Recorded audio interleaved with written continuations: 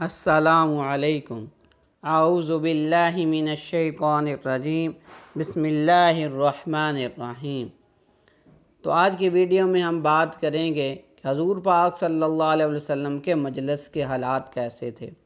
حضرت حسین رضی اللہ تعالیٰ عنہ فرماتے ہیں کہ میں نے اپنے والد محترم سے حضور صلی اللہ علیہ وسلم کے مجلس کے حالات دریافت کیے تو انہوں نے فرمایا کہ آپ صلی اللہ علیہ وسلم کی نشست و برخاست سب اللہ کے ذکر کے ساتھ ہوتی، اور آپ صلی اللہ علیہ وسلم اپنے لیے کوئی جگہ مخصوص نہیں فرماتے تھے اور دوسروں کو بھی جگہ مخصوص کرنے سے منع فرماتے، اور جب کسی جگہ آپ صلی اللہ علیہ وسلم تشریف لے جاتے تو جہاں جگہ ملتی وہیں تشریف رکھتے، اور اسی کا لوگوں کو حکم فرماتے کہ جہاں جگہ خالی مل جایا کرے بیٹھ جایا کرو۔ آپ صلی اللہ علیہ وسلم حاضرین مجلس میں سے ہر ایک کا حق ادا فرماتے، یعنی بشاشت اور بات چیت میں جتنا اس کا حق ہوتا اس کو پورا فرماتے۔ آپ صلی اللہ علیہ وسلم کے پاس کا ہر بیٹھنے والا یہ سمجھتا تھا کہ حضور صلی اللہ علیہ وسلم میرا سب سے زیادہ اکرام فرما رہے ہیں۔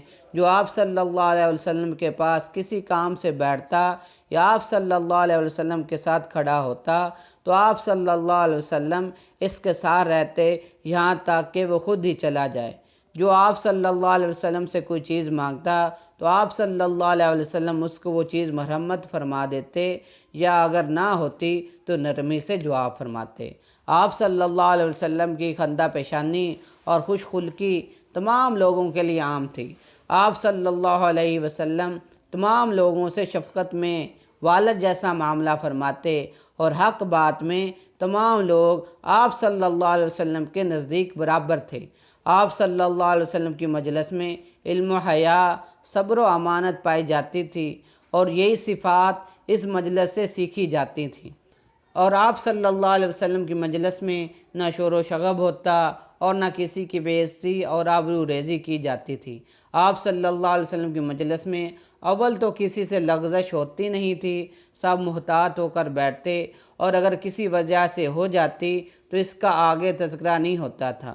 آپس میں سب برابر شمار کیے جاتے، حسب و نسب کی بڑائی نہ سمجھتے تھے، البتہ ایک دوسرے پر فضیلت تقویٰ سے ہوتی تھی۔